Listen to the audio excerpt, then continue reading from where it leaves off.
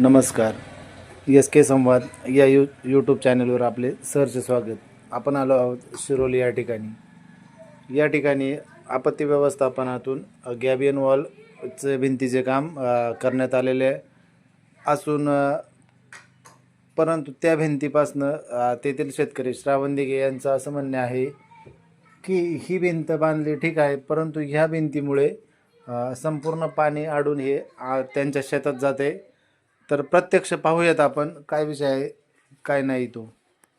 पाणी आपल्या क्षेत्रात आलं ना, आणि पाण्याचं लोट आल्यामुळे आपल्या टोमॅटो पिकाचं मोठ्या प्रमाणात नुकसान झालं.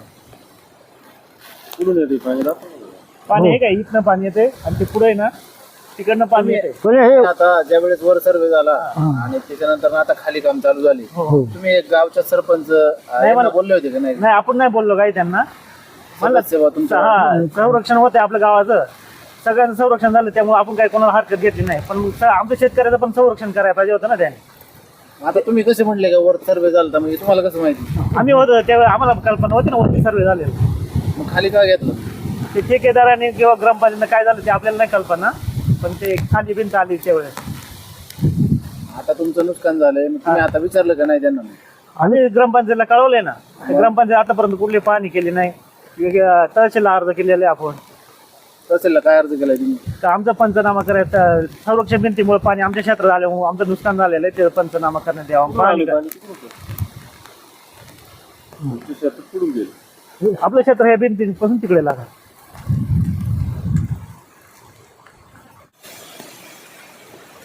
आता हे पाठीमागं भूस्खलन झालेलं दिसते, अडकून पडलंय. मग कसं या भिंतीचा फायदा आहे असं वाटतंय ना? फायदा भिंतीचा फायदा तर आता शक्यतो नाही माझ्या मताने, कारण जागा किती थोडी राहिले, किती संरक्षण करणार आहे ना भिंत. एवढं वरून येतंय उत्खनन म्हटल्यावर.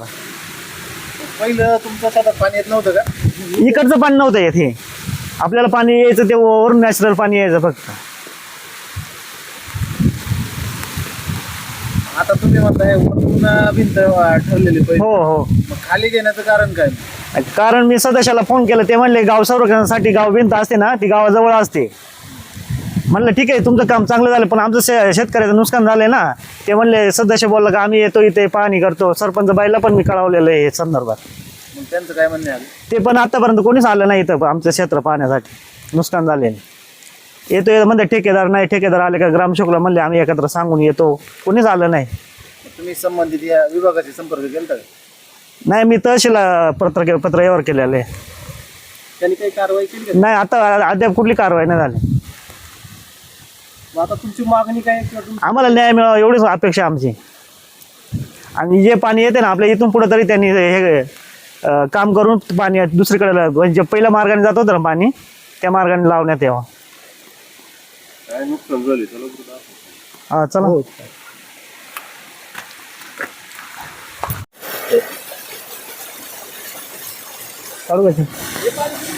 हे संरक्षण भिंतीचं पाणी येते पूर्ण.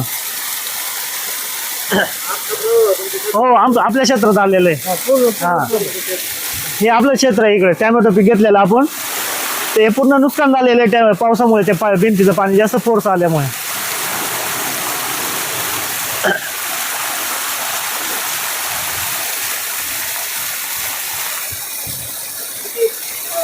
आपण नाही नाही, एक पण तोडा केलेला नाही. हा, आपण एक पण फळ याचं मार्केटला नाही नेलेला. आपण 6 मेला लागवड केलेली आहे 5000 काडीची. हा, आपल्या क्षेत्रात पाणी आलेलं आहे. हो, 5000. ही 2000 आणि खाली 3000 आहे. 5000 पूर्ण 40-42 डिग्री तापमान असलेलं आपल्या आम्ही टोमॅटो पीक घेतलं होतं. तेव्हा तापमान होतं. हा, खालचा भाग चांगला आहे ना. पाणी पूर्ण इथं घुसल्या. माल वाहून गेलेलं आहे टोमॅटो.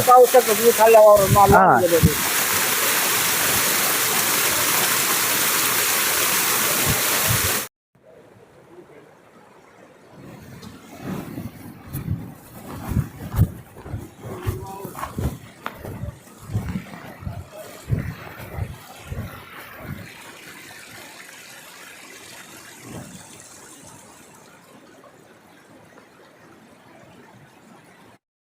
पहिलं संरक्षण भिंतीचा सर्वे वरती फॉरेस्टच्या आणि मालकी हक्काच्या इथे झालता, पण ते ठेकेदाराने त्याच्या फायद्यासाठी किंवा काय त्याचं असेल वाहतुकीचा खर्च, त्यामुळे ते संरक्षण भिंत गावाशेजारी घेतली अजून जवळ.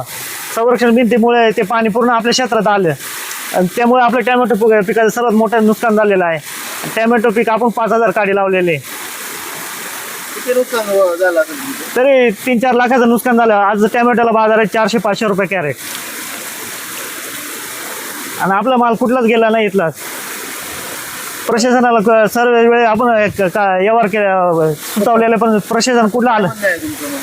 आम्हाला न्याय मिळावा आणि पाणी ठेकेदारांनी पूर्वेच्या दिशेने काढून लावून देण्यात यावं. म्हणणं एवढंच आहे का प्रशासनानं येऊन त्वरित माझ्या जे नुकसान झालेले आहे टोमॅटो पिकाचे आत्तापर्यंत त्यांनी माझी दखल पंचनामा करण्यात यावा. आता आम्ही मरू का जगू, माझं जे इथून पाठीमागं जे आतापर्यंत मी जे शेती करायचो, माझं ह्या पिकावरच अवलंबून प्रपंच चालायचं असायचं वास्तविक. परंतु काय झालं का संरक्षण भिंतीमुळं पूर्ण पाऊस माझ्या क्षेत्रात लोटलं गेलं ठेकेदारानं. आता आम्ही काय करायचं, कोणाकडे दात मागायची. तरी मी तहसीलदारला मी माझा पत्रव्यवहार केलेला आहे, पण आत्तापर्यंत काही शासकीय कुठलाही प्रशासकीय माणूस तिथं आतापर्यंत ग्रामपंचायत असो किंवा तहसीलदार असो, माझा काही शेतीची त्यांनी पाहणी केली गेली नाही आतापर्यंत. मला न्याय मिळावा. किती नुकसान झालं? कमीत कमी 4 ते 5 लाखाची माझी आतापर्यंत नुकसान झालेली आहे. वास्तविक पाहता तुम्ही मार्केटला काय ऐकून असेल, आज टोमॅटोचे बाजार काय फुटलेले चाललेले आहेत सध्या. मग मी काय करायचं, कोणाकडे दात मागायची. हे चूक कोणाची? हो, चूक म्हणजे गाव संरक्षण वाचवलं त्यांनी ठेकेदारांनी, परंतु परिस्थिती कशी का माझी शेतकऱ्याने काय करायचं ना, शेतकऱ्यांची नुकसान झाली ना. पण ठेकेदाराची चूक आहे म्हणायचं. वास्तविक ठेकेदारांनी यावा आणि माझं काहीतरी त्यांचा बुवा प्रत्यक्ष पाहावं तरी बुवा पंचनामा तरी करण्यात यावा. अहो वास्तविक प्यायला उन्हाळ्यात एवढी परिस्थिती पाणी झाली तरी मी टमाट्याचं पीक वाचवलं गेलं वास्तविक. आणि माझा घर प्रपंच होतं नव्हतं, पैसे स्वतःचं कमायचं माझ्या कामाचं त्याने पूर्णपणे भांडवलामध्ये गुंतवलं गेलं. आणि आतापर्यंत मी काय करायचं, आता जर माझ्या हा जर प्रपंचाला पुढं मिरचीला जर पैसे जर आता नसतील मला होत तर मी काय करायचं ना. म्हणजे मग याची काय दखल घ्या.